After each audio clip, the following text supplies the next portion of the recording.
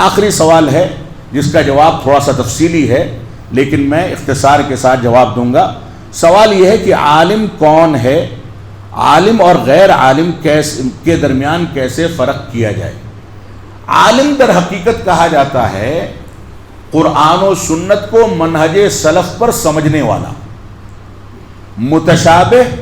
اور محکم دلائل کے اندر فرق کرنے والا، ان کی تفاصیل کو جاننے والا۔ عالم اصل میں کہا جاتا ہے جس کو دوسرے علماء اس بات کی تصدیق کر دیں کہ یہ اس قابل ہے کہ اس سے علم لیا جا سکے۔ عالم کی چند صفتیں ہیں جس کا تذکرہ میں آپ کے سامنے کر دوں۔ صحیح مسلم کے مقدمے میں ابن سیرین رحمۃ اللہ علیہ نے ذکر کیا ہے،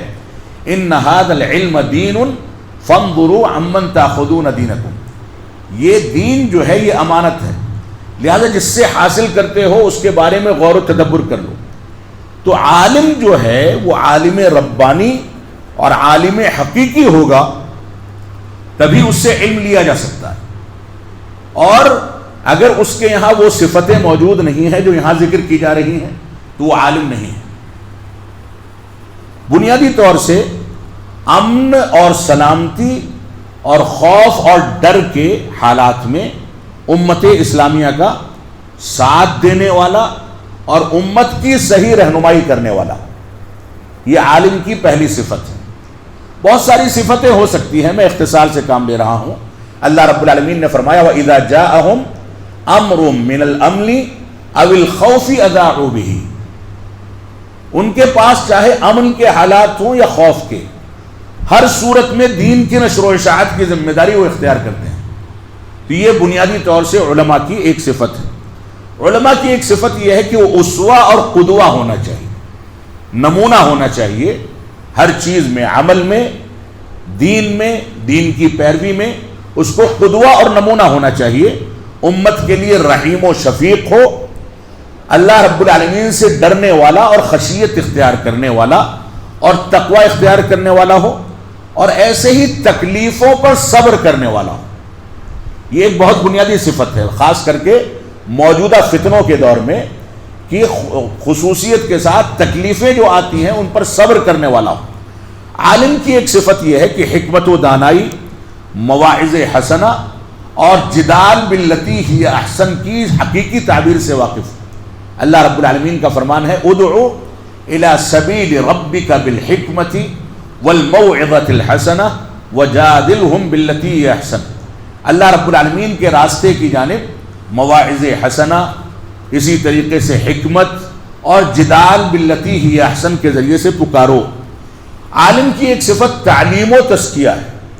وہ علماء سے تعلیم حاصل کرتا ہے اور علماء اس کا تزکیہ کرتے ہیں۔ لہذا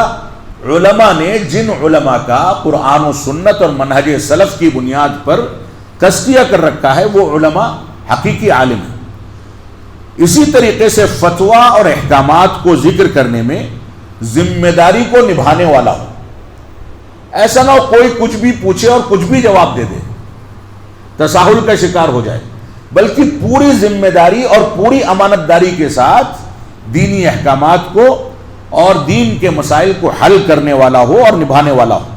اس سلسلے میں وہ اہل علم سے مشورہ کرے، بنیادی مصادر و مراجع کی کتابوں پر اس کی نظر ہو، اور بڑے علماء، ہر عالم سے بڑا کوئی عالم ہوتا ہے، اس سے جڑ کر کے مسائل کا حل تلاش کرنے اور فتویٰ جاری کرنے کا مشورہ لیتا رہے، اور فہم صحابہ سے بالخصوص واقف ہو مکمل طریقے سے۔ اسی طریقے سے مخالفین جو ہیں دین کے، ان کو کچلنے کا ہنر رکھتا ہو، یعنی ردود کے باب میں بہت جری ہو، جو جتنا جری ہوگا دلائل کی روشنی میں وہ اتنا بڑا عالم مانا جائے گا۔ اللہ رب العالمین نے فرمایا وَلَا يَخَافُونَ لَوْمَةَ لَائِمٍ، یہ لوگ ملامت کرنے والوں کی ملامت سے ڈرتے نہیں ہیں، یہ عالم کی ایک صفت ہے۔ اور اللہ رب العالمین نے ایک اور جگہ ارشاد فرمایا یا ایھا الرسول بلغ ما انزل الیک فإن لم تفعل فما بلغت رسالتہ۔ اللہ رب العالمین نے فرمایا اے اللہ کے نبی صلی اللہ علیہ وسلم، آپ جو کچھ آپ کو پہنچایا گیا ہے اس کی دعوت و تبلیغ کر دیجئے، اس کو لوگوں تک پہنچا دیجئے۔ اگر آپ نے نہیں پہنچایا تو سن لیجئے، گویا آپ نے رسالت کا حق ادا نہیں کیا۔ تو یہ پہنچانے والی چیزوں میں جہاں فضائل ہیں وہیں منکرات بھی ہیں، جہاں امر بالمعروف ہے وہیں نہی عن المنکر بھی ہے، لہذا اس صفت سے بھی اس کو متصف ہونا چاہیے، قرآن و سنت کا متبع ہو، اور اس پر کسی کی رائے یا اپنی رائے، نجی رائے یا اپنے عقل کو ترجیح نہ دے۔ ایسے ہی ان چیزوں پر یعنی دین کے مسائل پر سیاست کو غالب نہ آنے دے، دینی مسائل پر دنیاوی ماحول کو غالب نہ آنے دے، بلکہ مکمل طریقے سے بلا کسی کے ڈر کے وہ